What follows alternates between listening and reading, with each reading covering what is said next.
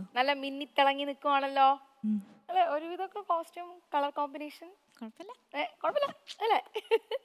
ഏത് പാട്ടാ സെലക്ട് ചെയ്തിട്ടുള്ളത്? ഞാൻ അബൂട്ടി മാഷിന്റെ കഠിനത്താൽ ഇബ്നു അബ്ബാസ് ഒരുക്കുന്ന പറഞ്ഞ പാട്ടാണ്. മാഷ് സ്ഥിരമായിട്ട് നമ്മുടെ ഷോ കാണുന്ന ഒരാളാണ്, പിന്നെ പട്ടുറുമാലിന്റെ കുടുംബാംഗമാണ്. എന്തായാലും ഈ പാട്ട് കഴിയുമ്പോൾ മാഷ് ഇഷ്ടപ്പെടും എന്ന് നമുക്ക് കരുതാം. പിന്നെ അവിടെ രണ്ടുപേര് ഇരിപ്പുണ്ട്. അൻവർക്ക, ഷബ്നം, നമ്മൾ ഫിലുവിന്റെ പാട്ട് കേൾക്കാൻ പോകുന്നു. ഇതൊരു താളമേളം റൗണ്ടിലെ പെർഫോമൻസ് ആണ്. പിന്നെ ഫിലു അടിച്ചു പൊളിക്കും. ഫിലു, എനിക്ക് വേറെ ഒന്നും പറയാനില്ല. നല്ല ഗംഭീരായി അവർ പറയണം. അസലായിന്ന് ഷബ്നം പറയണം, ഉഗ്രനായിന്ന് അൻവർക്കും പറയണം. അത്രേ ഉള്ളൂ പരിപാടി, സിമ്പിൾ. അപ്പൊ ഗുഡ് ലക്ക്. Thank you.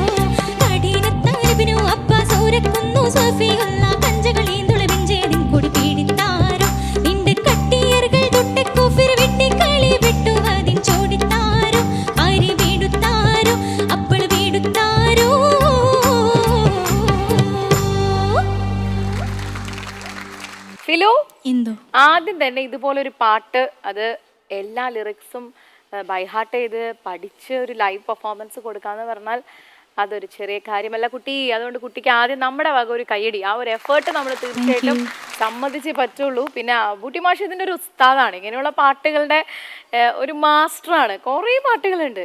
വളരെ ജീനിയസ് ആയിട്ടുള്ളൊരു ആർട്ടിസ്റ്റാണ്, അങ്ങനെ ഒരു കലാകാരനാണ്. അപ്പൊ നമുക്ക് നേരെ ഈ പാട്ട് ഫിലിമോൾ എങ്ങനെ പാടിയെന്ന് ജഡ്ജസിനോട് ചോദിക്കാം. അൻവർക്ക ഫിലിമോളെ എന്തോ കലക്കി കളഞ്ഞു, ഉഗ്രനായിരുന്നു.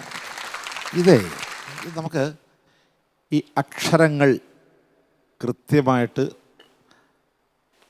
പാടി പറഞ്ഞ് പഠിക്കാൻ പറ്റിയ ഒരു സുന്ദരമായ പാട്ടാണ്.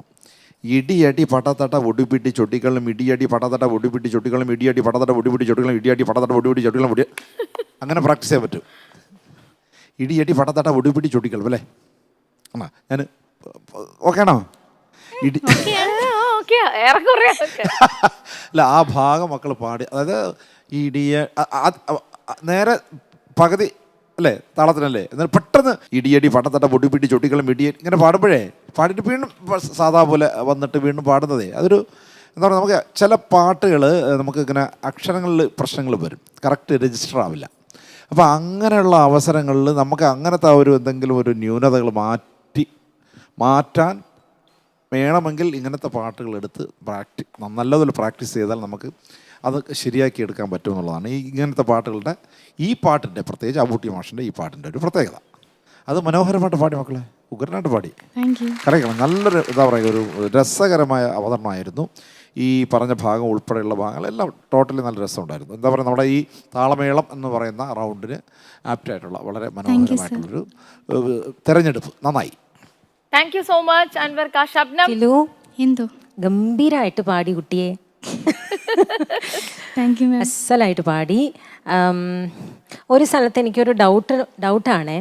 അതായത് ആദ്യത്തെ അനുപല്ലവി, ഫസ്റ്റ് ചരണം, അതിൽ ഒണ്ടിൽ സുത്ത ഉമർ എന്ന് പറയുന്നത് ആ ഒരു പോർഷനില്ലേ, അത് ഒരിത്തിരി ഒരു പൊടിക്കൊന്ന് ഡിലേ ആയോ പാടിയപ്പോൾ താളവുമായിട്ട്? എനിക്ക് തോന്നിയതാണ്.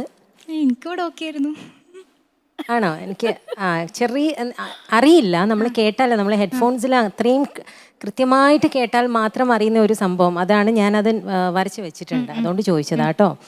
ഓക്കെ, അപ്പോൾ ഡൗട്ട് തീർന്നു. അസലായിട്ട് പാടി. Thank you ma'am. Thank you so much judges.